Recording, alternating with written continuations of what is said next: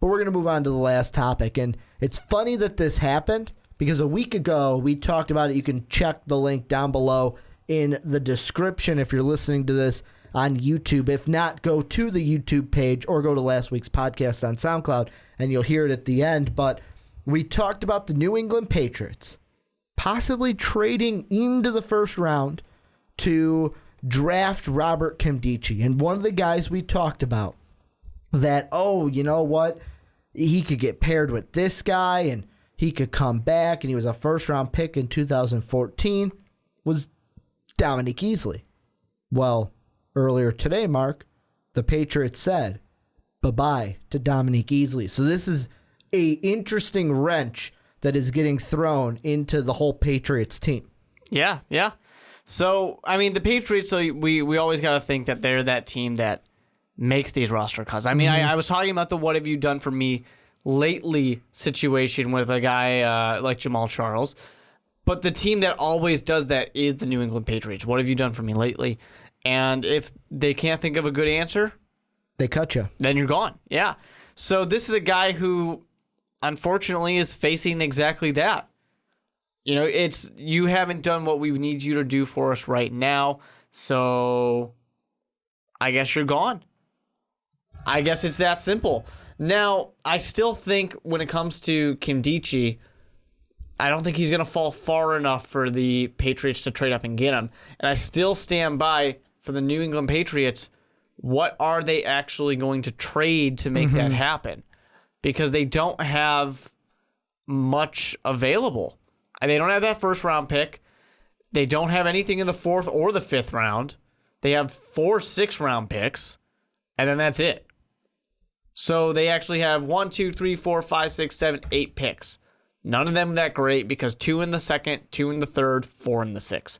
That's weird. That just looks weird to stare at. I really just don't think there's much that the Patriots can do to trade up and get a guy like Nkemdiche. They have to look to really hit on those mid-round guys to try and fill it in. Okay, I'm going to throw something out there because we had a comment actually on the YouTube side of last week's podcast when we talked about Robert Nkemdiche and the trading up. And this comment came from Camden. So Camden, if you're listening again, thank you for the comment. He mentioned a lot of things about Nkemdiche, what he thinks about him. But the thing I'm going to ask you from his comment is he said, and I quote, "I think that the Redskins will be a good trading partner for them since S-Mac said he'd like to double his picks." So maybe could that be a trading partner? Could the Redskins at 21 be the team that the Patriots talk to and say, you know what, Nkemdiche's there. Let's fucking do it, man. Let's try to get somebody there. The whole question is, though, and I'm kind of throwing your question back at you. Yeah. 1, do you think the Redskins could be a good trading partner? And 2, like you asked, if you're the Patriots, what do you give up for that pick? I mean, to go to pick number 21, yeah, that's great. If you can pull that off, that's wonderful for the Patriots. But they're going to have to give up probably both second-round picks. They're probably going to have to give up something next year, too. You know, because... Next year's first? Not next year's first, but maybe next year's second. 3 second-round picks to get up to 21. That's going to be fairly good. And then that might be a little bit much. But only 2 second-round picks to get to number 21 overall this year? I don't know about that. Because I think the value is usually next year's pick, usually you go back around, essentially. Like a second-round pick next year is worth this year's third pick, essentially. So that would basically be saying 2 seconds and a third to get up to 21. So, I mean, it's not bad. It's definitely not a bad thing to do. It might be, the Redskins might be winning a little bit of that trade, especially because then if they do that, I mean, the Patriots aren't making any picks in the second round. They got those 2 in the third. It's not that great for the Patriots to really be able to do. I don't know, though. I mean, it really depends on where Nkemdiche falls. There's still about 2 weeks for him to make his case to GMs and show them that he's a changed man and he's going to be just fine. He won't have any problems. He's not going to be Johnny Manziel, who just got possibly allegedly involved in a hit-and-run accident. Who knows? He's still got time to make that happen. I think he's going to fall, but that 20 to 28 range, something like that, is kind of the area where I see him going. So the Redskins are a perfect spot to be able to take him, to be able to draft him before any of those other teams get the chance. I don't know. I just can't see the Patriots having the right stuff to make that trade happen. To me, 21, 22, and 23, those are the 3 picks that we can start the Nkemdiche watch. And the reason why I said it is based off last year. Shane Ray had similar with the weed problems last year, and the Broncos did exactly what we're talking about with the Patriots. They traded up to get Shane Ray at 23 and found a trade partner in Detroit. But it was easier to go for the Broncos. The Broncos were still in the first round. Because they went from 28 to 23. Yeah.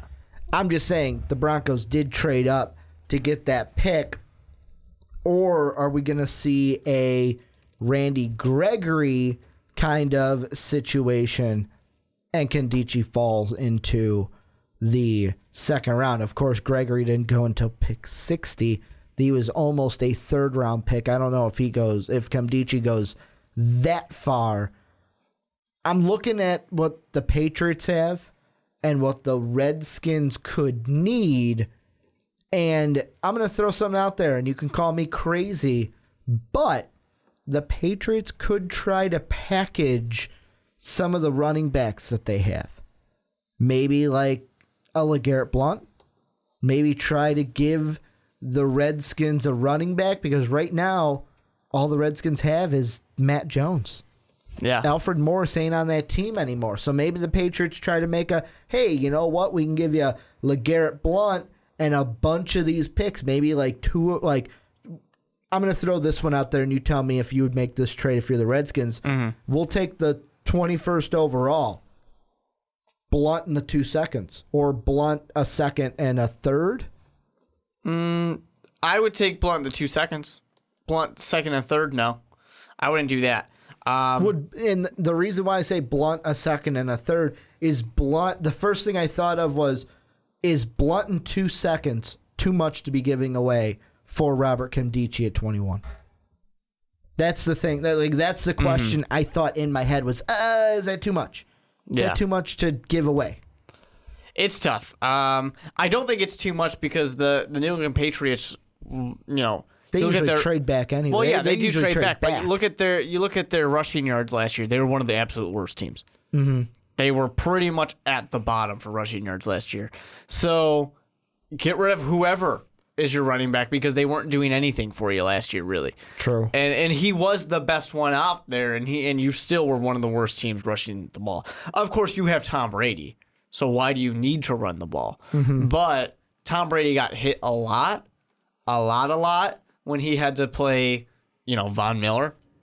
Now, to be fair, Sean Anderson, resident stat bitch, will be angry if we don't mention that injuries did happen to the running game in New England. Deion Lewis. So there is also that to think about when I say that they're, the worst rushing game ever. But I was just saying you could trade a running back to the Redskins because they lost Alfred Morris. That's what they would be looking for.